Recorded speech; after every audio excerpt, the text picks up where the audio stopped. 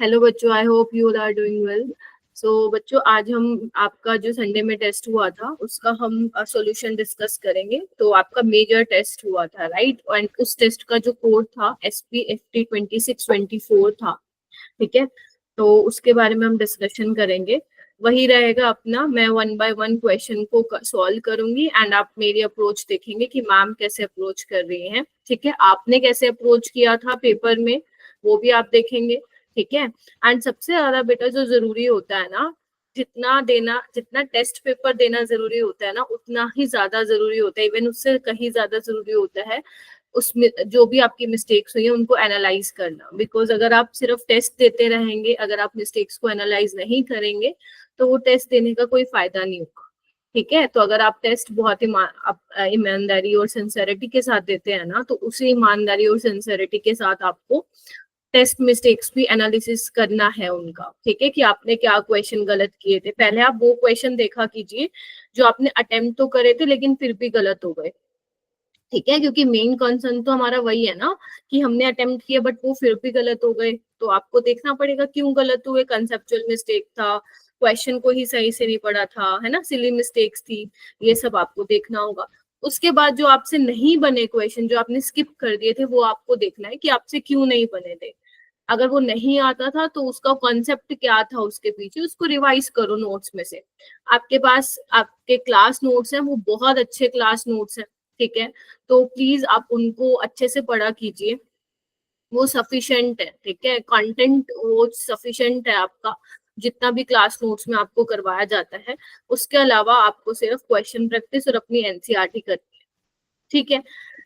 Okay, तो हम discuss करने से पहले ये देख लेते हैं कि हमारा टेस्ट का सिलेबस क्या था, ठीक है? तो हमारा टेस्ट का सिलेबस 11th का और 12th का था, ठीक है?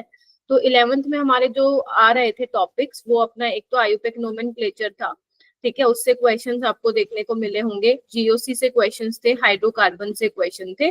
तो मेजरली अगर मैं बोलूँ तो ऑर्गेनिक वाला पार्ट था 11th में, ठीक है? एंड 60% ऑफ द पेपर, मतलब ज्यादा क्वेश्चन आपको देखने को मिलेंगे इसके। एंड 12th में वही सारा जितना क्लास में हो चुका था, solution, electrochemical, P block, DNF block, coordination and stereo isomerism, ठीक है? तो ये वाले टॉपिक्स थे। अभी भी आगे जो आपके मेजर टेस्ट होंगे ना, तो ग्रेड 12 का सिलेबस तो वही रहेगा जितना क्लास में हो चुका है, ठीक है?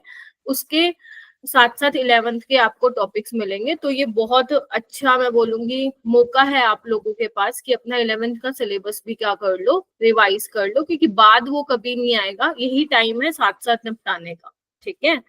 फिर स्टार्ट करते हैं हम क्वेश्चन नंबर 1 से। मतलब 51 क्वेश्चन था अकॉर्डिंग टू पेपर।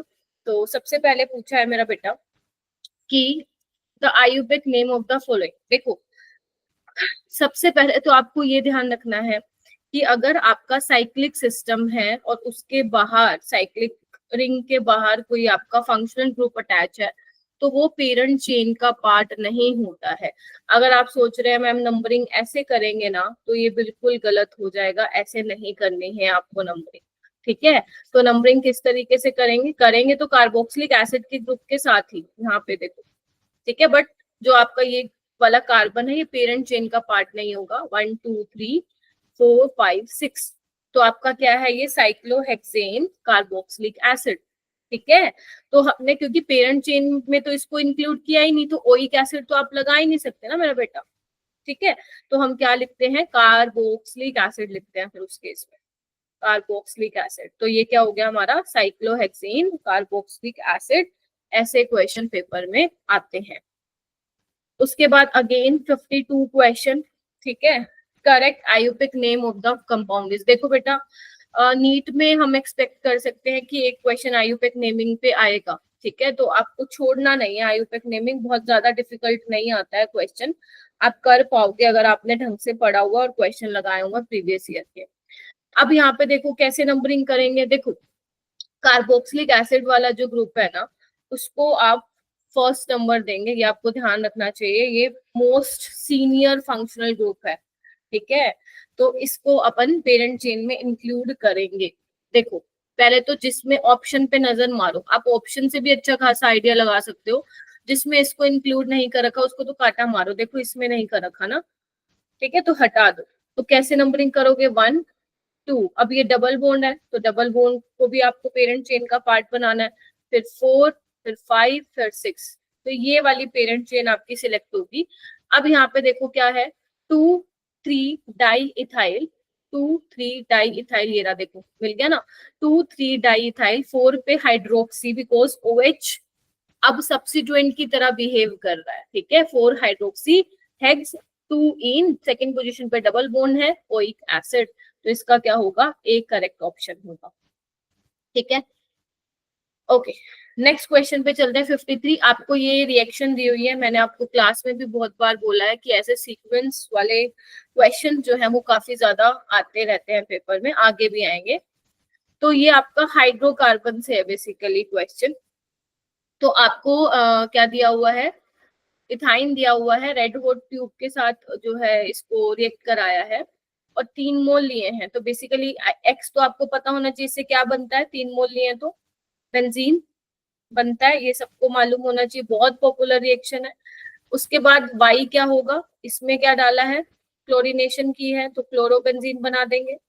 फिर उसके बाद नाइट्रेशन की है, हेलोजेंस आर डीएक्टिवेटिंग, लिख लो, halogens halogens are deactivating but ortho para directing, ठीक है, ऑर्थो पैरा डायरेक्टिंग होते तो इनकमिंग इलेक्ट्रोफाइल कहाँ पे आएगा, इससे आपको कौन सा इलेक्ट्रोफाइल मिलेगा, NO2 प्लस, ऑर्थो पे आएगा और पैरा पे आएगा, बट आपको कौन सा बताना है, मेजर बताना है, तो पैरा वाला क्या होगा अपना, मेजर होगा, ध्यान रखना डी ऑप्शन आएगा, बी मत लगा के आ जाना। नेक्स्ट चलते हैं 54, which of the following carbocation is expected to be most stable. अब NO2 क्या है, NO2 क्या है, इलेक्ट्रॉन विड्रॉइंग ग्रुप है, तो इनकमिंग इलेक्ट्रोफाइल कहाँ आएगा, इनकमिंग इलेक्ट्रोफाइल कहाँ आएगा, मेटा पोजीशन पे, बिकॉज मेटा डायरेक्टिंग होते हैं, incoming electrophile on Meta position. तो आप देखो मेटा कौन सी होगी, ये वाली तो ऑर्थो होगी, मैं एक बार बना के भी दिखा देती हूँ, ये वाली ऑर्थो होगी, ये वाली ऑर्थो होगी, ये मेटा और ये पैरा, ठीक है। तो मेटा पे आएगा, यहाँ देखो पैरा पे हटा दो, ऑर्थो पे हटा दो, पैरा पे हटा दो, तो मेटा पे आएगा यहाँ पे, ठीक है। और किस तरीके से पॉजिटिव चार्ज कैसे आया, इधर देखो पॉजिटिव चार्ज कैसे आया है, इस तरीके से आया। अगर आप ये बोन को यहाँ ब्रेक करोगे नेगेटिव आएगा, इलेक्ट्रोफाइल आएगा, ठीक है, और यहाँ पे पॉजिटिव आ जाएगा। तो बेसिकली जो इलेक्ट्रॉन विड्रॉइंग ग्रुप होते हैं, NO2 is a strong electron withdrawing group, तो वो इलेक्ट्रॉन डेंसिटी को कहाँ से विड्रॉ करेगा, ऑर्थो और पैरा से विड्रॉ करेगा, कहाँ से करेगा, ऑर्थो और पैरा से विड्रॉ करेगा, ठीक है। चलो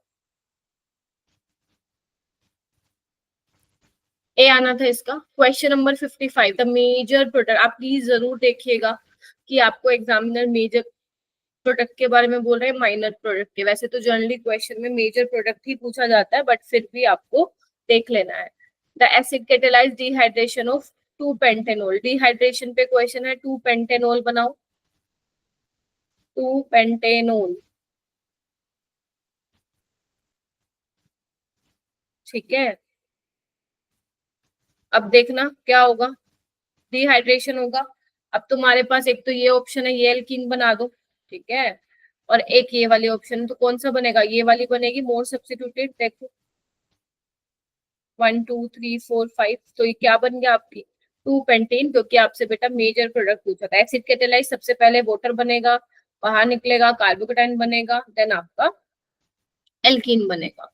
अगर आप ये वाला H निकाल दो तो फिर उस केस में 1 पेंटीन बनता, but 2 pentene is a major product, Saytzeff's rule के अकॉर्डिंग बन गई एल्कीन। नेक्स्ट आता है 3 फिनाइल प्रोपीन, बनाओ पहले 3 फिनाइल प्रोपीन, 3 पे फिनाइल लगाओ, ठीक है। तो यहाँ पे हो गया ये H और H, ठीक है, किसके साथ ट्रीट करा है, अच्छा प्रोपीन है ना, डबल बॉन्ड भी लगाना पड़ेगा, येलो लगा दिया, ठीक है, चलिए ओके। अब क्या करना है हमें, HBr के साथ कराइए रिएक्शन, तो HBr के साथ कराइए तो क्या करेंगे, एडिशन रिएक्शन होगी, तो बॉन्ड को ऐसे ब्रेक करोगे, बिकॉज यहाँ पे जो कार्बोकेटाइन मिल रहा है विच इज रेजोनेंस स्टेबलाइज, देखो एक बार, देखो देखो, है ना। अब क्या करना है, Br यहीं लगा दोगे क्या, Br यहीं लगा दोगे क्या, नहीं, पहले चेक करो, is there any possibility of rearrangement, yes ma'am है। अगर हम माइग्रेशन करा दे 1 to हाइड्राइड शिफ्ट, तो मैं डायरेक्ट दिखा रही हूँ, तो हमारा पॉजिटिव चार्ज कहाँ आ जाएगा मेरा बेटा, यहाँ पे आ जाएगा, ठीक है। और अब क्यों ये स्टेबल क्यों है, क्योंकि ये रेजोनेंस में है फिनाइल रिंग के साथ, तो Br यहीं आके लग जाएगा, तो यानी कि correct option would be option number C.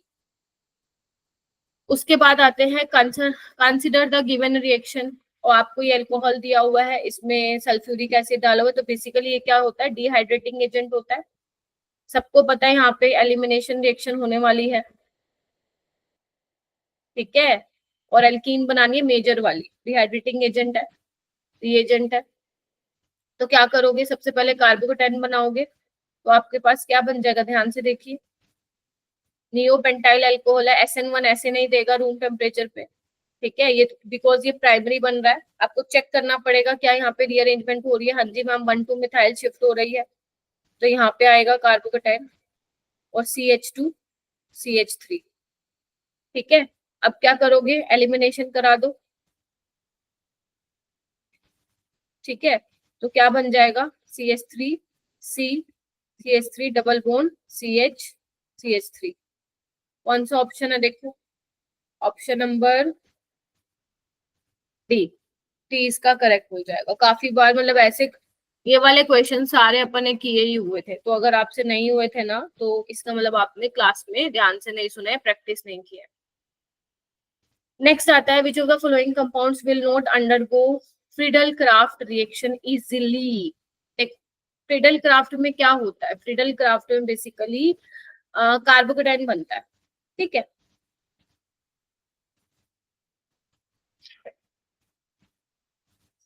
Carbocation क्या करेगा फिर, एज अ इलेक्ट्रोफाइल बिहेव करेगा, बेसिकली इलेक्ट्रोफाइल आएगा यहाँ पे, because this is an example for aromatic electrophilic substitution. अब रिंग है, ring should be electron rich ना, तभी तो अटैक करेगा, अगर रिंग ही इलेक्ट्रॉन रिच नहीं होगी तो कैसे इलेक्ट्रोफाइल पे आएगा, ठीक है।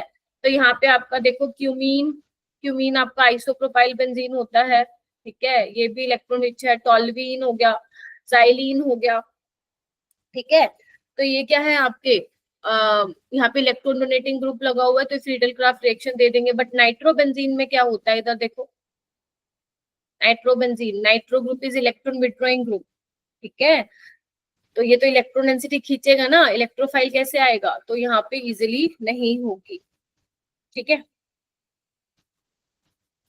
नेक्स्ट आते हैं, liquid hydrocarbon can be converted into a mixture of gases hydrocarbon, ये तुम्हारा नीट का ही क्वेश्चन है, 2015 में पूछा था। जो हाइड्रोकार्बन्स है वो लोअर जो है हाइड्रोकार्बन्स में टूटते हैं, एल्कीन्स एल्केन्स में, ऐसे प्रोसेस को हम क्या कहते हैं, क्रैकिंग। जिसने पढ़ा है वो करके आएगा, वरना सोचते ही रह जाओगे मैम ये क्या होता है, ठीक है, तो क्रैकिंग होगा इसका आंसर। नेक्स्ट आता है question number 16, number of monochloro product including stereoisomer. देखो अब क्वेश्चन कैसे आ सकता है, एग्जामिनर का मन हो तो वो स्टीरियोआइसोमर इंक्लूड करेगा, नहीं करेगा तो एक्सक्लूड करेगा। जैसे अगर मैं इस क्वेश्चन की बात करूं तो इसने एक्सक्लूड किया, यानी कि आपको ये नहीं बताना है स्टीरियो आइसोमर मतलब, यहाँ पे आपको ज्योमेट्रिकल आइसोमर और ऑप्टिकल आइसोमर के बारे में नहीं डिस्कस करना है, बस आप ये चेक कर लीजिए कि कितने क्लोरो प्रोडक्ट मिलेंगे डिफरेंट। तो एक बार मैं दोबारा बना देती हूँ, ठीक है, तो ये तो साफ ही दिख रहा है, आप इसका निकालो या इसका निकालो एक ही बात है, एक यहाँ से निकलेगा, एक यहाँ से निकलेगा और एक यहाँ से निकलेगा, तो आपको 4 डिफरेंट मोनोक्लोरो प्रोडक्ट मिलेंगे after chlorination in the presence of sunlight, तो ऑप्शन क्या हो जाएगा इसका, 4 हो जाएगा। नेक्स्ट आते हैं, the reagent for the following conversion is, आपको बेसिकली एल्काइन बनाना है और आपको इस तरीके से जो है एल्काइल हेलाइड दिया हुआ है, 2 ब्रोमीन है। तो देखिए अब इसमें क्या करेंगे, एल्कीन सबसे पहले इसको अच्छे से लिख लेते हैं,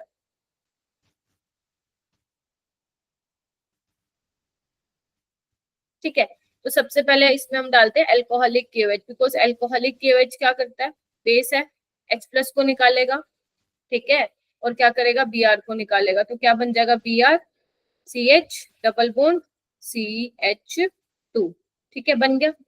अब क्या है इसमें, फॉलोड बाय सोडामाइड। अब सोडामाइड जी क्या है, सोडामाइड भी बहुत स्ट्रॉन्ग बेस है, तो वो भी क्या करेंगे, H को निकालेंगे, ठीक है, और यहाँ से Br निकलेगा, ठीक है, तो यहाँ पे अपने को फाइनली क्या मिल जाएगा,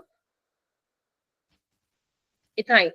तो बेसिकली ये रिएजेंट यूज करते हैं हम किसके लिए मेरा बेटा, alcoholic KOH followed by sodamide, ये हम एल्काइन बनाने के लिए यूज कर रहे हैं। इतना पॉपुलर क्वेश्चन है ना, जब आप नीट के प्रीवियस ईयर क्वेश्चन देखेंगे ना, तो आपको ये मिलेंगे ही मिलेंगे। कई बार तो एल्काइन बनाने के लिए 3 इक्विवेलेंट यूज कर लेते हैं सोडामाइड के, नहीं तो एल्कोहलिक KOH और सोडामाइड, ठीक है, तो ये थोड़ा सा आप ध्यान रखिएगा, ये काफी इंपॉर्टेंट क्वेश्चन था।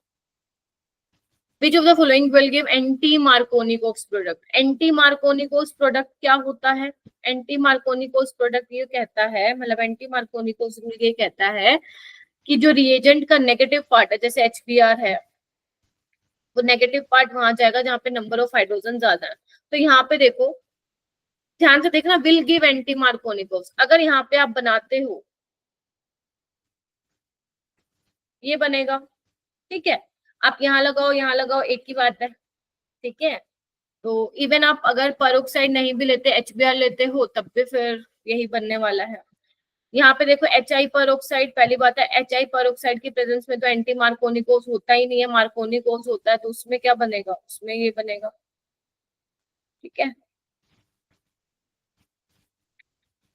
अब यहाँ देखो, यहाँ थोड़ा सा है, यहाँ पे डिपेंड करेगा, बिकॉज सिमेट्रिकल नहीं है ना, तो यहाँ पे देखो HBr in the presence of peroxide ले रहे हो, तो आपको फाइनल प्रोडक्ट क्या मिलेगा, ये मिलेगा। अगर आप मान लो सिंपल HBr लेते तो फिर आपको ये मिलता, ठीक है, तो यानी कि यहाँ पे आपको एंटी मार्कोनिकोस प्रोडक्ट मिलेगा। Which of the following aryl derivative shows maximum reactivity towards electrophilic ring substitution? आपको यहाँ पे ये देखना है, अगर इलेक्ट्रोफाइल आया तो कौन जल्दी अटैक करेगा, बताओ कौन सी रिंग इलेक्ट्रॉन रिच होगी कि वो इलेक्ट्रोफाइल की तरफ मैक्सिमम रिएक्टिविटी शो करे। ये तो इलेक्ट्रॉन विड्रॉइंग ग्रुप है, ये भी इलेक्ट्रॉन विड्रॉइंग ग्रुप है, ये भी इलेक्ट्रॉन विड्रॉइंग ग्रुप है, ये भी इलेक्ट्रॉन विड्रॉइंग ग्रुप है, लेकिन याद करो ये ऑर्थो पैरा डायरेक्टिंग है, तो यानी कि जो इलेक्ट्रोफाइल आएगा वो ऑर्थो पैरा पे आएगा, यानी कि ये अपना +R इफेक्ट शो करेगा और उससे इलेक्ट्रॉन डेंसिटी बढ़ा देगा ऑर्थो और पैरा पोजीशन पे, तो रिएक्टिविटी जो होगी वो इसी की होगी सबसे ज्यादा। नेक्स्ट आता है the product from the reaction of 1 pentene with Cl2 in water. देखो इसका मैकेनिज्म कोई मतलब इसका मैकेनिज्म एक बार पढ़ सकते हो, बट आपको मेन इसमें मैं एक चीज बता देती हूँ जिससे आपको ध्यान रहे, ये हमने क्लास में भी किया था जो आपकी रिवीजन क्लास लगती है, ठीक है। तो बेसिकली ये आपका हो गया 1 pentene Cl2 in water, chlorine water से आपको मिलता है HOCl, ठीक है, और आपको पता है oxygen is more electronegative than chlorine. अब इसमें क्या होता है, सिंपल आपको ये ध्यान रखना है, मार्कोनिकोव्स के अकॉर्डिंग क्या लगता है, यहाँ पे प्रोडक्ट बनता है, तो नेगेटिव पार्ट कहाँ पे आएगा, जहाँ पे नंबर ऑफ हाइड्रोजन कम होंगे, यानी कि जो आपका फाइनल प्रोडक्ट बनेगा ना वो ये बनेगा CHOH CH2Cl, ये बन जाएगा, ठीक है। तो क्या हुआ अपने पास बन गया 1 2 3 4 1 क्लोरो 2 पेंटेनॉल, ये आपका क्या बन जाएगा, फाइनल आंसर आ जाएगा 64 का ABS। नेक्स्ट आते हैं 65 क्वेश्चन पे आते हैं। आपको क्या दिया हुआ है, इथाइल बेंजीन दिया हुआ है, ब्रोमीन और in the presence of sunlight. देखो यहाँ पे आप प्लीज फिडल क्राफ्ट एल्काइलेशन मत करा देना, जब भी आपका ब्रोमीन सनलाइट की प्रेजेंस में हो, या आपको NBS दिया हो, या फिर क्लोरीन दिया हो, हाई टेम्परेचर दिया हो, या क्लोरीन दिया हो in the presence of sunlight, तो ये सब क्या करते हैं, एलाइलिक और बेंजाइलिक हेलोजिनेशन कराते हैं। अब यहाँ पे एलाइलिक तो नहीं है, बेंजाइलिक है, तो दिस इज बेंजाइलिक कार्बन ना, तो यहाँ पे क्या होगा, यहाँ पे ब्रोमिनेशन हो जाएगी, ये देखो यहाँ पे। ठीक है, तो फाइनल प्रोडक्ट आपको ये मिलेगा, रेडिकल मैकेनिज्म से होता है बेटा ये। 66, find the number of primary secondary tertiary hydrogen atom in the following compound. तो क्वेश्चन नंबर 66 में आपको primary secondary tertiary hydrogen atom देखने हैं। देखो भाई कितने होंगे फिर, प्राइमरी हाइड्रोजन कितने होंगे, हाइड्रोजन के साथ जो कार्बन जुड़ा है अगर वो एक ही कार्बन के साथ अटैच है, जैसे देखो ये वाले हाइड्रोजन के साथ जो कार्बन है एक ही कार्बन से अटैच है, तो this is your primary hydrogen. कितने है ये, 3 तो यहाँ हो गए, 3 यहाँ हो गए, 3 यहाँ हो गए, तो प्राइमरी कितने हो गए, 9 हो गए। ठीक है, उसके अलावा क्या पूछा, सेकेंडरी, सेकेंडरी तो दिया ही नहीं हुआ, दिया हुआ, दिया हुआ। सेकेंडरी तो यहाँ है ही नहीं ना, सेकेंडरी तो है ही नहीं, टर्शरी है ये वाला हाइड्रोजन, देखो इसके साथ वाला कार्बन 3 कार्बन से जुड़ा है, तो टर्शरी हाइड्रोजन यहाँ पे कितने हैं, 1 है, तो यानी कि इसका आंसर क्या हो जाएगा, ए हो जाएगा। A is the correct one. 67. The number of primary, secondary, and tertiary carbon in the following structure are respectively. Okay, तो आपको बताना है प्राइमरी, सेकेंडरी और टर्शरी कार्बन। तो प्राइमरी देख लेते हैं पहले, ये प्राइमरी है एक, ये प्राइमरी है 2, 3, और है क्या, देखो नहीं 3 ही है। ठीक है, अब मैं क्या करती हूँ, सेकेंडरी वाला देख लेती हूँ। सेकेंडरी वाले कौन से हैं, देखो एक बार, यहाँ पे ये तो टर्शरी हो गया, ये सेकेंडरी हो गया, 1, 2, 3, 4, 5, और कितने हो गए, 5 है क्या ऑप्शन में, और अपने पास कौन सा हो गया, ये तो अपने पास टर्शरी हो गया, एक ये हो गया, तो कितने हो गए, 67 का आपका आएगा, बी आ रहा है ना, 6 आएगा। देख लेते हैं एक बार दोबारा काउंट करके,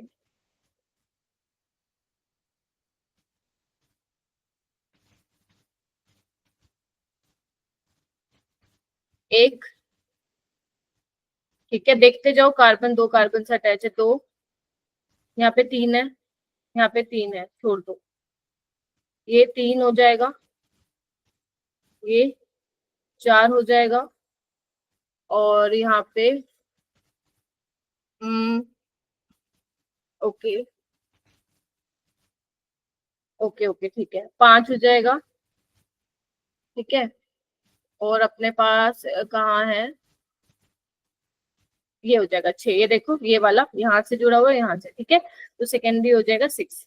टर्शरी कितने हैं, इसको हटाओ, मैसी हो रहा है। टर्शरी मुझे कहाँ दिख रहे हैं, टर्शरी एक तो ये रहा, देखो 3 कार्बन से अटैच है, 3 कार्बन से अटैच है, और यहाँ पे ये अटैच है, तो टोटल 3 हो जाएंगे, तो 363, इसका बी ऑप्शन आएगा। ठीक है, आते रहते हैं वाले क्वेश्चन भी। Which of the following has sp, sp2 and sp3 hybrid carbon atoms? देखो सबसे पहले तो चेक करो sp3 है क्या, sp3 sp3 हाँ मैम ये है, ये देखो इसको ओपन करो, 1 2 3 4 4 सिग्मा बॉन्ड है ना, दिस इज sp3, sp3, यहाँ पे भी sp3 है, यहाँ पे नहीं है हटा दो, यहाँ पे भी sp3। अब चेक करो sp2 है क्या, हाँ मैम ये sp2 है, यहाँ पे नहीं है हटा दो, यहाँ है sp2, हाँ जी मैम है, आगे बढ़ो, sp है क्या, हाँ दिस कार्बन इज sp। ठीक है, तो यहाँ पे तो हमें सब मिल गए, यहाँ पे sp नहीं है हटा दो, तो देखो सारे ऑप्शन हट गए, ए ऑप्शन इसका करेक्ट होगा। Question number 69, the number of sp2 hybrid sigma bond. देखो अब सिग्मा बॉन्ड sp2 से बनने वाले सिग्मा बॉन्ड बताने हैं। ठीक है, ये कार्बन के sp2 हाइब्रिडाइजेशन है ये, तो ये जो बनेगा sp2 से बनेगा, तो एक, ये sp2 ये बनेगा, तो ये सिग्मा बॉन्ड हो जाएगा 2, एक ये बनेगा 3, आंसर क्या 3 होगा क्या, नहीं ये भी है, देखो इधर ये this is sp2, this is also sp2, ध्यान से देखो मैं कलर चेंज करती हूँ, ये भी sp2 है, ये भी sp2 है, तो ये भी होगा एक, तो 1 2 3 4 ऑप्शन 4 होने चाहिए ना, तो बी इसका क्या हो जाएगा, करेक्ट हो जाएगा। The correct IUPAC name of the alkane, इसको अच्छे से बनाओ, यहाँ पे पूरे पूरे चांसेस है कि आप लोग ना गलतियां करके आए होंगे।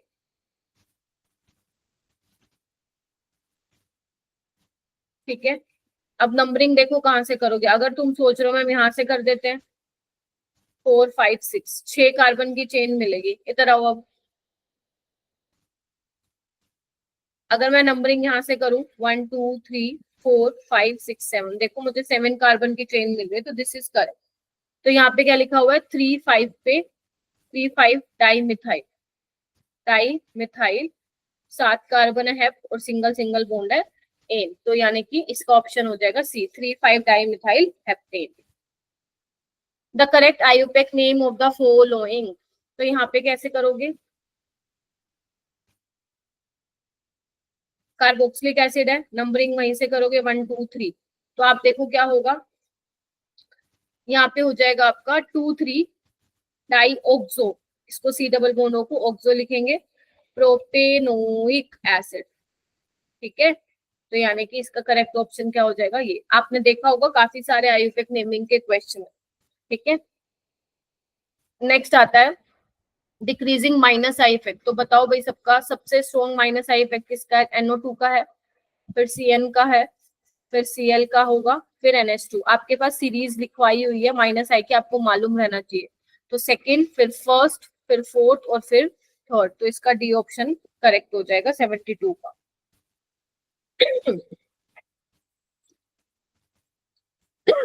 आगे चलते हैं, the correct order of stability of carbon ion. Carbon ion की स्टेबिलिटी देखो, अगर मैं चेक करूं, दिस इज प्राइमरी, देखना एक बार।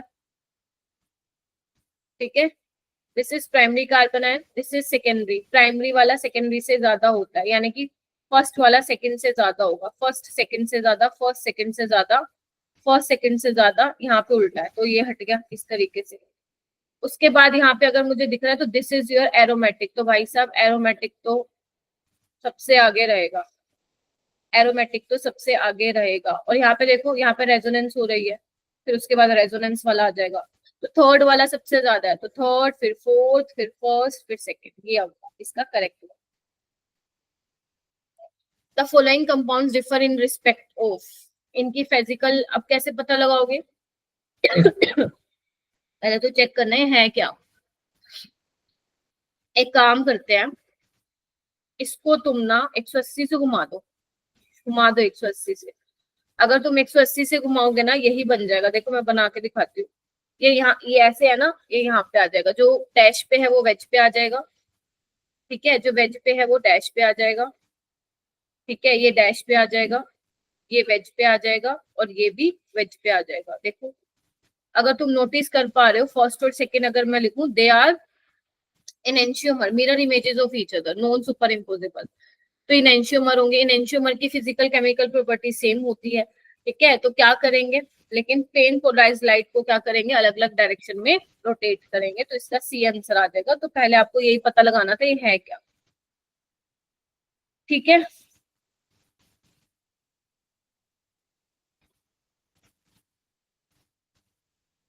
Arrange the following compound in decreasing order of their dipole movement.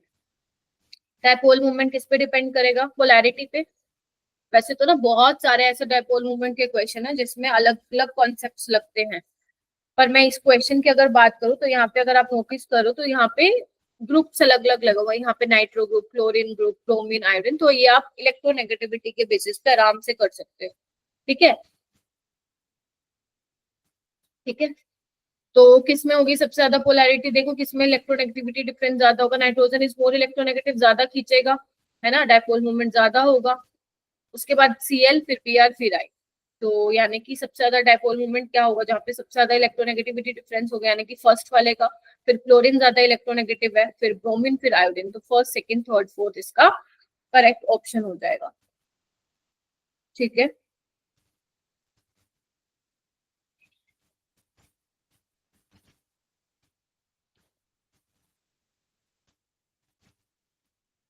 उसके बाद है in which of the following delocalisation of pi electron is possible.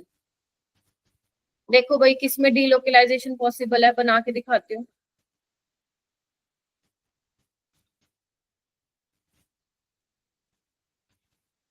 यहाँ पे है क्या डीलोकलाइजेशन? अल्टरनेट पोजीशन पे होना चाहिए, डबल सिंगल, यहाँ तो नहीं है मैम। देखो सी में, देखो सी में भी नहीं है, बनाने की भी जरूरत नहीं है। बी में देखो है क्या? हाँ मैम यहाँ तो है। ठीक है, तो यानी कि डी ऑप्शन क्या हो जाएगा, इसका करेक्ट हो जाएगा। यहाँ पे पॉसिबल है, देखो यहाँ पे भी नहीं है। डबल सिंगल, डबल सिंगल होने चाहिए ना, नहीं है उसमें, तो बी इसका करेक्ट होगा। बेस स्ट्रेंथ बताना है, बेस स्ट्रेंथ sp3 का सबसे ज्यादा होता है, फिर sp2, देन sp। क्योंकि sp में क्या होगा, ये वाला देखो, इस sp कार्बन पे नेगेटिव चार्ज आया हुआ है, मतलब ये क्या करेगा, इलेक्ट्रॉन को होल्ड करके रखेगा, देने नहीं देगा। और देने नहीं देगा तो बेसिसिटी क्या हो जाएगी, कम। क्योंकि बेसिसिटी क्या है, बेसिसिटी क्या है, अवेलेबिलिटी बिलिटी ऑफ लोन पेयर। अब नहीं है अवेलेबल तो कहां से देंगे, तो इसका भी क्या हो जाएगा ऑप्शन, फर्स्ट सेकंड थर्ड हो जाएगा। The correct order of decreasing acidic strength of trichloro acetic acid. Acetic acid क्या होता है, एसिटिक एसिड CH3COOH। तो यहाँ पे क्या, ट्राइक्लोरो मतलब 3 हाइड्रोजन को हटा के क्या लगा दिया, क्लोरीन लगा दिया, तो अपन भी लगा देते हैं। ठीक है, ट्राइफ्लोरो। ठीक है, और एसिटिक एसिड, फॉर्मिक एसिड। सबसे ज्यादा एसिडिक कौन सा होगा, देखना, A B C D। देखो भाई, इलेक्ट्रॉन विड्रॉइंग ग्रुप है यहाँ पे 3 है भाई, फ्लोरीन 3 है, तो बी का सबसे ज्यादा होगा। फिर क्लोरीन का होता है नेचर, मतलब फ्लोरीन के बाद क्लोरीन आएगा। उसके बाद फॉर्मिक एसिड और मिथेनोइक एसिड, ये अपना प्लस आई लगाएगा, ध्यान रखना। तो ये एसिडिक कम होगा as compared to formic acid, तो BADC। BADC है क्या ऑप्शन में, देखो एक बार। हाँ है, पूरा ऊपर BADC। ठीक है, क्वेश्चन कैसे लग रहे हैं आपको, मतलब क्वेश्चन वैसे ही हैं जैसे नीट में आते हैं। तो अगर आप सोच रहे हो आपको नहीं आ रहे हैं ना, तो मतलब गड़बड़ है कहीं पे, आपको पढ़ना पड़ेगा, बिकॉज क्वेश्चन तो ऐसे ही आएंगे। 79, which of the following compounds can exhibit tautomerism. Tautomerism क्या होता है, migration of hydrogen atom from one atom to another. तो यहाँ पे देखो, आपको क्या देखना है, देखो जैसे CH3CO CH3। ठीक है, तो कार्बोनिल कार्बन के साथ देखो, कार्बोनिल कार्बन के CO के साथ वाला कार्बन देखो, उसके पास एटलीस्ट 1H होना चाहिए, तभी वो टोटोमेरिज्म दिखा पाएगा। लेकिन जरूरी नहीं है कि हमेशा यही वाली कंडीशन आप देखोगे, इसके अलावा दूसरा भी H जा सकता है। जैसे अगर मैं मान लो यहाँ पे दिखाऊं, तो यहाँ पे क्या दिख रहा है आपको, देखो यहाँ पे है ना H, तो ये तो दिखा देगा टोटोमेरिज्म। ठीक है, अब यहाँ पे देखो, इधर देखो, ये भी दिखा देगा, है ना, है यहाँ पे। लेकिन आप कहोगे मैम यहाँ तो नहीं है, अल्फा H नहीं है, लेकिन यहाँ तो है, तो आपको ये भी चेक करना है। देखो इस तरीके से यहाँ पे भी टोटोमेरिज्म हो रहा है, तीनों में ही हो रहा है टोटोमेरिज्म, फर्स्ट सेकंड थर्ड। अगर आपको ये टोटोमेरिज्म वाला टॉपिक नहीं आता है ना, इसको करो, है ना, क्योंकि काफी इंपॉर्टेंट टॉपिक है। आया नहीं है 1-2 साल से क्वेश्चन, और इस बार आने के चांसेस हैं। How many millimoles of sucrose should be dissolve in 500 gram of water so as to, क्या लिखा हुआ है देखते हैं इसको। कितने मिलीमोल्स ऑफ सुक्रोज आप डिजोल्व करोगे 500 ग्राम पानी में, ताकि जो सॉल्यूशन मिलेगा उसका जो डिफरेंस है बॉइलिंग पॉइंट और फ्रीजिंग पॉइंट का, वो 103 हो जाए। यानी कि हमारे पास TB is the boiling point of solution minus TF is the freezing point of solution. वो कितना आना चाहिए इनके अकॉर्डिंग, 103। जब आप कितने सुक्रोज में मिलीमोल्स डालोगे सुक्रोज के 500 ग्राम वाटर में। ठीक है, KF आपको दिया हुआ है। अब देखो ये क्वेश्चन बड़ा प्यारा है, ठीक है। तो डेल्टा TB क्या होता है मेरा बेटा, TB माइनस TB नोट, है ना। और डेल्टा TF क्या होता है, TF नोट माइनस TF। तो TB को मैं क्या लिख सकती हूँ, यहाँ पे लिख दू delta TB plus TB note लिख दू। और TF को मैं क्या लिख सकती हूँ, TF को क्या लिखे, delta TF minus TF note minus TF। ठीक है, तो ये क्या हो जाएगा, plus delta TF minus TF note 103, ऐसे ही होगा ना। उसके बाद देखो डेल्टा TB नोट क्या होगा, वाटर का, वाटर है ना, 100 डिग्री होता है, इसको ऐसे क्या ऐसे रखो, डेल्टा टीएफ नोट कितना होगा फ्रीजिंग पॉइंट वाटर का 0। तो हमारे पास यहाँ पे क्या आ गया, डेल्टा टीबी आ गया प्लस डेल्टा टीएफ आ गया, कितना 3 आ गया। बोलो यहाँ तक किसी को कोई दिक्कत? ठीक है, इतना हो गया बस। फिर बचा क्या, कुछ बचा ही नहीं। अब डेल्टा टीबी होता क्या है, केबी इंटू मोलालिटी होता है ना, लिखो फिर यहाँ पे KB into molality plus delta TF क्या होता है, केएफ इंटू मोलालिटी। 1 3 आ गया, तो केबी प्लस केएफ 3। ठीक है, तो मोलालिटी क्या हो जाएगा, 3/kb कितना है 0.52 प्लस 1.86। ठीक है, इस तरीके से मोलालिटी निकल जाएगी। अब मोलालिटी होता क्या है, मोलालिटी होता क्या है, मोलालिटी होता है, मैं एक बार इसको हटा देती हूँ, इरेज कर देती हूँ।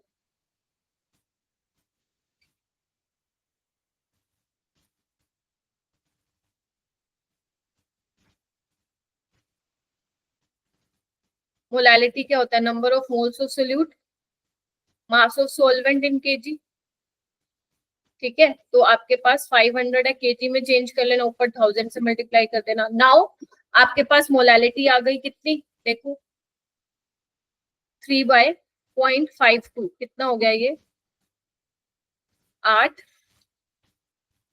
कितना होगा 2.38।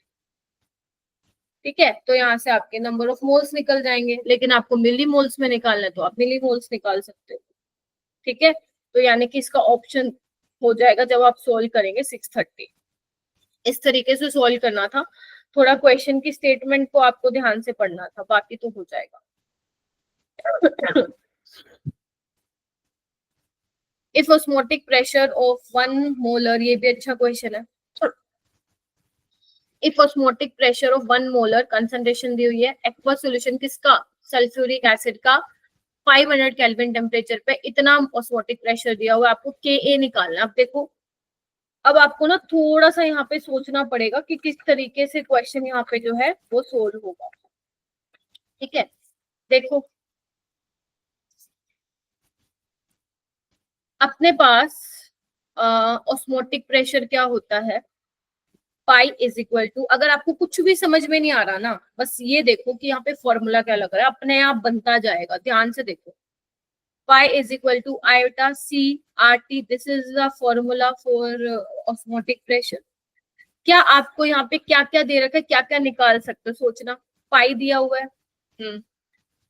कॉन्सेंट्रेशन दी हुई है, आर हमें पता है, एंड आपको टेम्परेचर दिया हुआ है, आयोटा निकल जाएगा। तो आयोटा क्या हो जाएगा, pi by C R T. Pi कितना है 90.2। ठीक है, एंड कंसेंट्रेशन क्या आएगी इसकी, 1 मोलर है, आर क्या आएगा 0.082 एंड टेम्परेचर क्या आएगा 500 केल्विन। तो क्या यहाँ से आप आयोटा निकाल लोगे क्या, मैंने निकाल के भी रखा था।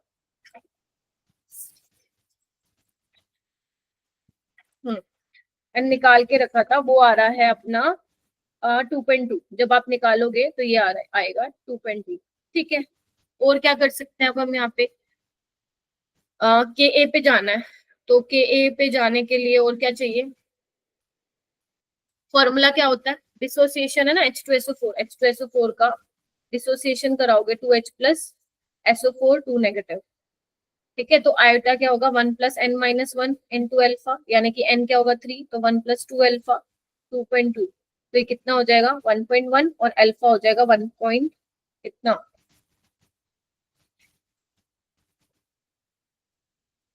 1.2, तो ये हो जाएगा 0.6, तो अल्फा भी आ गया। ठीक है, अल्फा आ गया, ठीक है मैम आ गया। अब क्या करें, अब तुम्हें ये दिया हुआ है ना एसिड, क्या कर सकते हैं,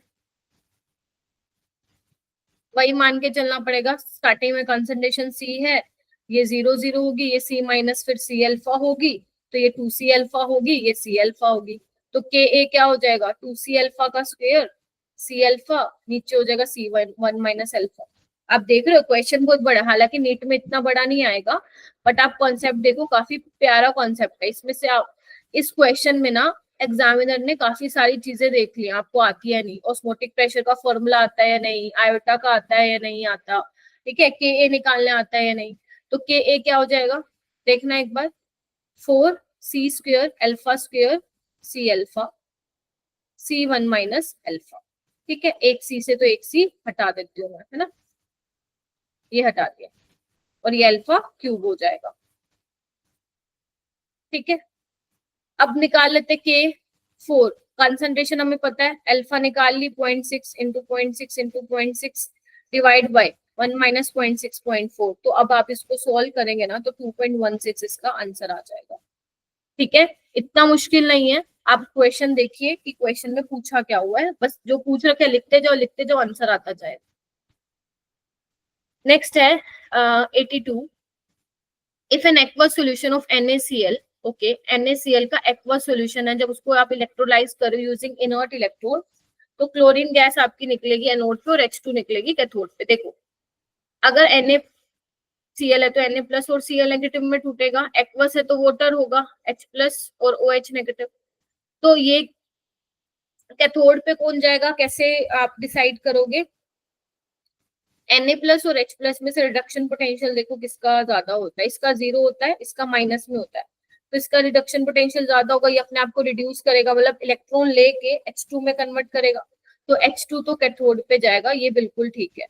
ठीक है, और Cl नेगेटिव और OH नेगेटिव में माइग्रेटिंग पावर इसकी ज्यादा होती है, तो यहाँ पे Cl2 गैस लिबरेट होगी। तो जो हमारा असर्शन है वो बिल्कुल ट्रू है। ठीक है, उसके बाद पूछा है, बोला है क्या, इलेक्ट्रोलिसिस, ध्यान से सुनना, electrolysis of aqueous solution containing metal ion, मतलब जो भी मेटल आयन है, that is a weaker oxidizing agent than H plus, तभी H2 गैस निकलेगी। यानी कि वो कह रहे हैं कि जो मेटल आप ले रहे हो, क्या वो H प्लस से वीकर ऑक्सीडाइजिंग एजेंट होगा तभी H2 गैस निकलेगी। तो अगर मैं Na और इसमें से वो करूं, कंपेयर करूं, तो अपने पास ये strong oxidizing agent, strong reducing agent है।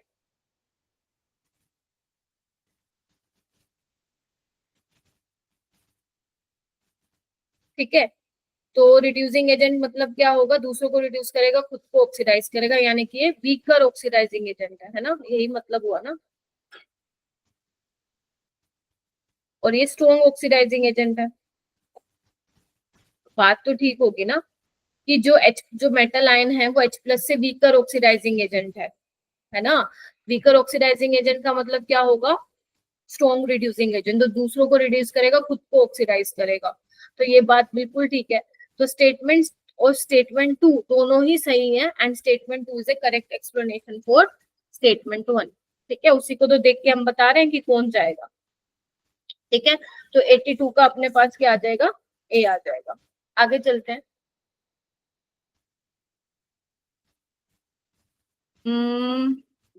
हाँ जी, okay. In the following statement आपको बताना है, corrosion of iron can be prevented by, आपको पता है कोरोजन वाला आपने पढ़ा था।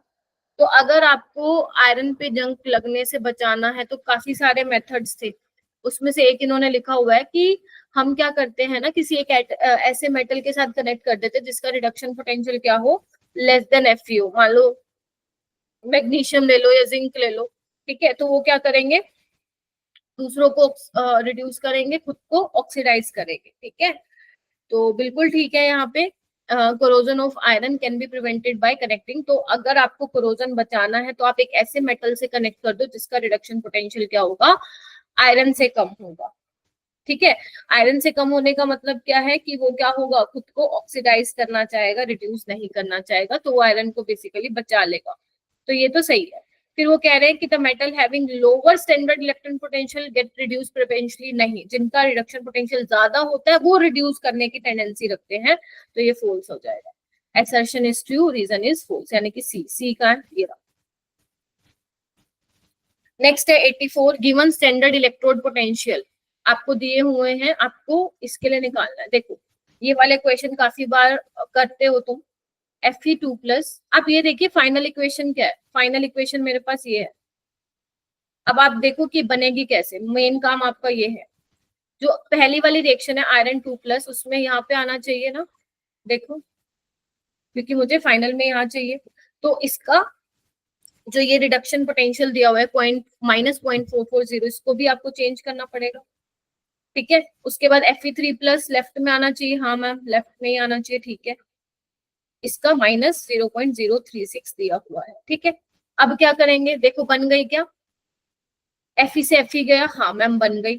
अब 1 2 3 कैसे बनी, 3 वाली के लिए निकालना है ना, क्या निकालना है, ई नोट निकालना है। तो डेल्टा G3 नोट क्या होगा, delta G1 note plus delta G2 note. ठीक है, तो ये क्या होगा, माइनस n, यानी कि कितने नंबर ऑफ इलेक्ट्रॉन का एक्सचेंज है, 1 ई नोट सेल। फैराडे तो कैंसिल आउट हो जाएगा। ठीक है, अब यहाँ पे क्या होगा, डेल्टा G1 में क्या होगा, माइनस n, यानी कि 2 ई नोट माइनस n, n कितना है 3 ई नोट। ठीक है, आपको अब क्या करना है, यहाँ से सोल्व करना और ई नोट निकाल लेना, तुम्हारा ई नोट आ जाएगा plus 0.772। How many electrons would be required to deposit 6.35 gram 6.35 gram of copper at a cathode during electrolysis of aqueous solution of copper sulfate।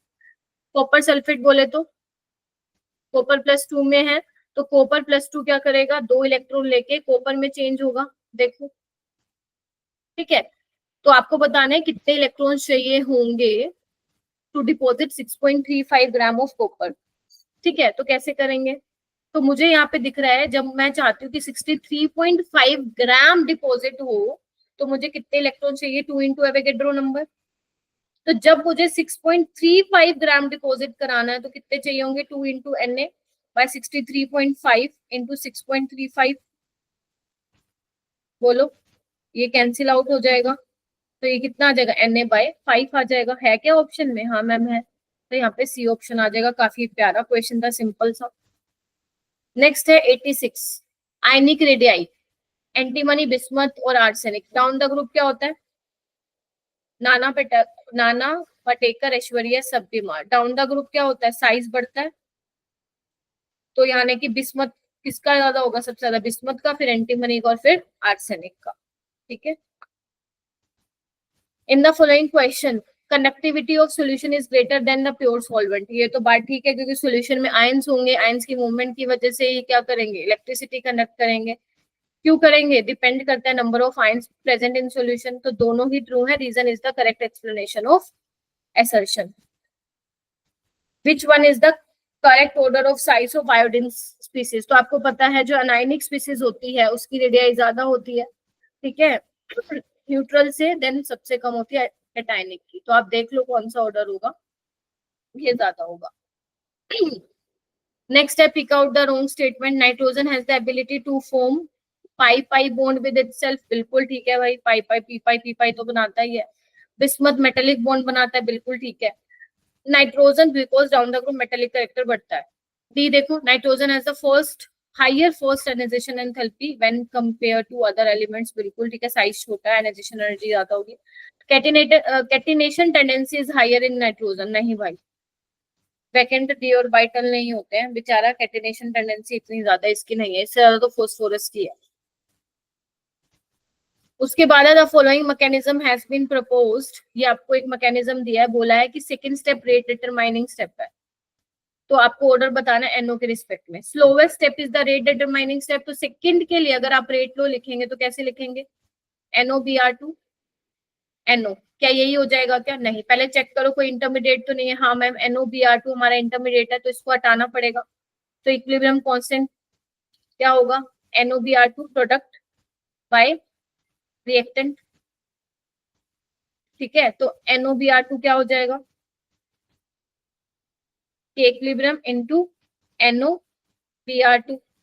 अब इसको आप कहाँ पुट करोगे, यहाँ पुट करोगे तो क्या बनेगा, रेट के into K equilibrium NO B R two into NO, यानी कि एनओ का स्क्वायर। तो एनओ के रिस्पेक्ट में कितना ऑर्डर आ गया, 2 आ गया। ये क्वेश्चन आपके नीट में भी आया हुआ है, बट उसमें कोई और क्वेश्चन था, बट या कॉन्सेप्ट बिल्कुल सेम था।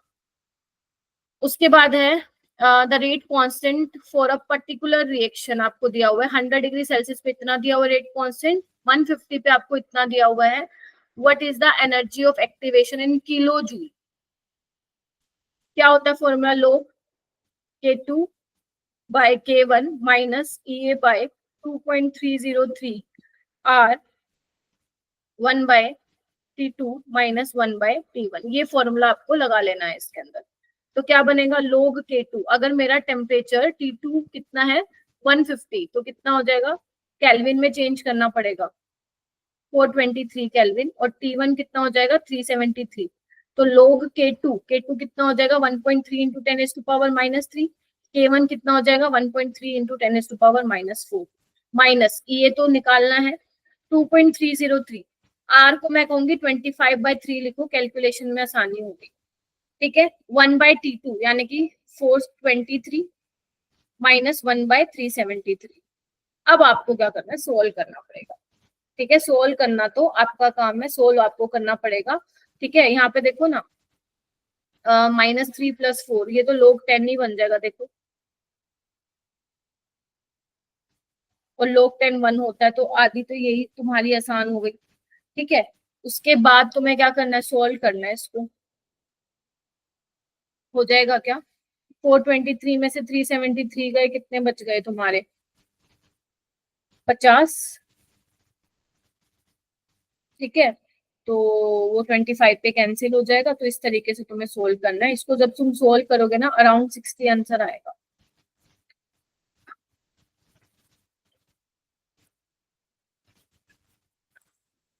ठीक है,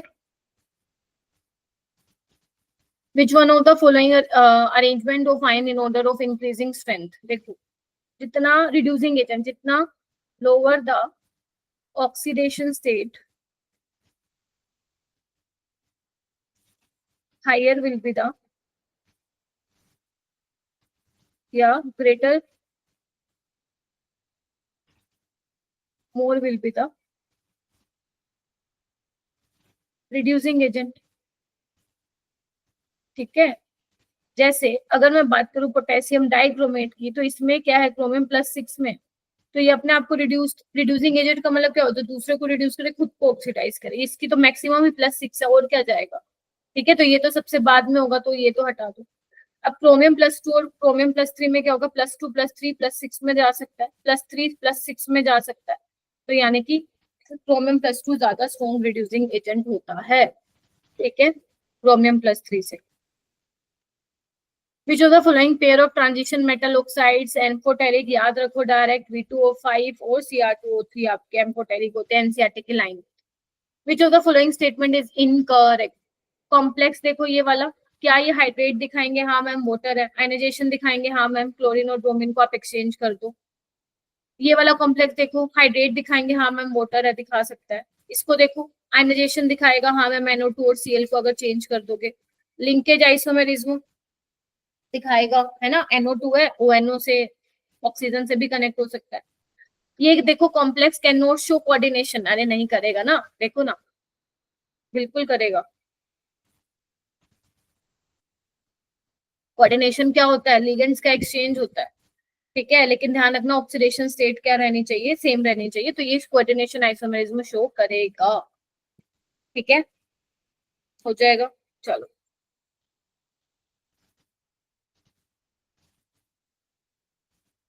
next, the total number of isomer shown by. देखो जी, कैसे कर सकते हो, कोबाल्ट है, अमोनिया लगाओ एक बार तो चारों जगह, लगा दिया, और एक बार क्या लगा दो, NO2 लगा दो। ठीक है, अब ये सिस बन गया, ऐसे इसका ट्रांस बन जाएगा। देखो मैं ऐसे लिख देती हूँ, NO2 एक बार सिस पे है, और NO2 एक बार ट्रांस पे है। कितने बन गए, 2 बन गए। अब क्या होगा, हो सकता है कि O से अटैच हो, तो ONO एक बार सिस पे, और ONO एक बार ट्रांस पे। कितने बन गए, 2 बन गए। अब क्या होगा, हो सकता है एक बार NO2 और ONO हो, NO2 हो और ONO हो, तो इसका एक बार सिस बनेगा, NO2 ONO, इसका एक बार ट्रांस बनेगा। तो कितने बन गए, 2 4 और 2 6, 6 बन गए। उसके बाद और देखो, क्योंकि टोटल नंबर ऑफ आइसोमर पूछा है, इसका एक ये भी तो पॉसिबल है ना आइसोमर, देखना NO2 NO3, आयनाइजेशन आइसोमेरिज्म भी तो पॉसिबल है ना। तो इसमें भी NO2 NO3 एक बार सिस पे और एक बार ट्रांस पे। ठीक है, फिर NO2 यानी कि एक ONO हो जाएगा, फिर एक बार ये सिस पे और एक बार ये ट्रांस पे। तो कितने बन गए भाई, बहुत ज्यादा बन गए। तो 4 5 6 7 8 9 10 बन गए। ठीक है, ये वाला आप मत भूल जाना, आयनाइजेशन भी दिखाएगा ये। तो इस बार जो क्वेश्चन पूछे गए थे सॉल्यूशन या ये चैप्टर से, काफी अच्छे थे। क्योंकि देखो ना, एक बार आप क्या करोगे, NO2 और NO3 को सिस पे लगाओगे, एक बार ट्रांस पे, तो वो 2 बन जाएंगे। NO2 को ONO भी तो दिखाओगे ना, बिकॉज लिंकेज भी दिखाता है, तो वो भी सिस और एक बार ट्रांस पे आ जाएगा। Which of the following compounds are enantiomer? देखो भाई मिरर इमेज, मेरे को तो पहली वाली दिखी, देखो तो यही हो जाएगा। बाकी देखो, OHH this is diastereomer, OHH this is diastereomer, this is also diastereomer. Total number of stereoisomer in the above compound, पहले तो चेक करो सिमेट्रिकल है क्या, नहीं मैम एसिमेट्रिकल है, तो बस 2 की पावर n लगाना आपको। कितने कार्य सेंटर है, 1 2 3, तो 2 की पावर 3, ये तो बड़ा सिंपल था, 8 आ जाएगा। क्या पूछा है, types of geometrical isomerism at X Y Z. देखो भाई, एक्स वाला क्या है, सिस है, ये वाला क्या है, ट्रांस है, जेड वाला, और वाई वाला भी सिस है, तो सिस सिस ट्रांस है क्या ऑप्शन में, एक्स वाला सिस, वाई वाला सिस एंड जेड वाला ट्रांस। देख पा रहे हो ना, ये सिस है, ये देखो ये सिस है, ये सिस है, ये ट्रांस है। ठीक है, एच लगा के देख लिया करो। Which is not true for maleic and fumaric acid, दोनों भाई भाई हैं। मैलिक एसिड में क्या होता है, कार्बोक्सिलिक एसिड आपका सिस पोजीशन पे होता है, और यहाँ पे क्या होता है, ट्रांस पे होता है। ठीक है, तो ये आपस में कॉन्फिगरेशनल है। हाँ मैम, सिस ट्रांस है, जेडी भी दिखाएंगे, स्टीरियो आइसोमर तो है ही, लेकिन they are not optical isomers, ये ऑप्टिकल आइसोमर्स नहीं है। स्टीरियो है, कॉन्फिगरेशनल है, जेड एंड ई है, लेकिन ऑप्टिकल आइसोमेरिज्म नहीं है यहाँ पे। The Newman projection of 2,3 dimethyl butane, last question बनाओ। 2,3 डाइमिथाइल ब्यूटेन, 2,3 डाइमिथाइल ब्यूटेन। देखो अब हमें नहीं पता इन्होंने कौन से कार्बन को ना कंसिडर किया बेटा, तो हम देख लेते हैं। एक ये जो ये कार्बन है ना, इस पे 2 H है, ध्यान से देखो। इसका ये आपका पहले भी शायद पूछा था क्वेश्चन, एक कार्बन पे 2 H है और एक X है। अब देखो, या तो कार्बन पे 3 H होंगे या 1 H होगा। ध्यान से देखो, या तो एक कार्बन पे 3 H होंगे या 2 H होंगे। तो यहाँ तो 2 ऑलरेडी है, पक्का फिर X H ही रहा होगा। ठीक है, जैसे अगर मैं इसको मान लेती हूँ, सपोज ये वही वाला कार्बन है, ये वाला। ठीक है, तो इस पे 3 क्या हो जाएंगे, हाइड्रोजन। तो X क्या है हमारे पास, हाइड्रोजन। फिर Y क्या होगा, देखो इधर जो पीछे वाला कार्बन है, एक उसके पास H लगा हुआ है, मान लेते हैं ये वो कार्बन है, H लगा हुआ है, CH3 लगा हुआ है, और एक Y फिर ये हो जाएगा सारा, यानी कि CH3H, आइसोप्रोपाइल ग्रुप हो जाएगा। तो यानी कि ऑप्शन देखो ये होगा। ठीक है, ये हमने क्लास में भी डिस्कस किया था क्वेश्चन। तो फाइनली आपके 50 क्वेश्चन जो है मैंने सॉल्व करा दिए हैं। आप एक बार डाउट देख लेना, इसको कोई प्रॉब्लम होगी तो प्लीज मुझसे पूछ लेना।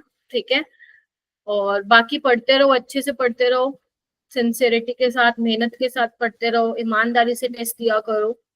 चीटिंग करके कुछ मिला नहीं है किसी को आज तक। ठीक है, अच्छे से पढ़ाई करो, क्योंकि नीट में तो तुम्हें ही देना है पेपर, कोई फोन कुछ नहीं, नोट्स होंगे। ठीक है, तो करिए, अच्छे से पढ़िए। मैं आपसे मिलती हूँ फिर नेक्स्ट वीडियो सॉल्यूशन में। Till then take care. ठीक है बेटा।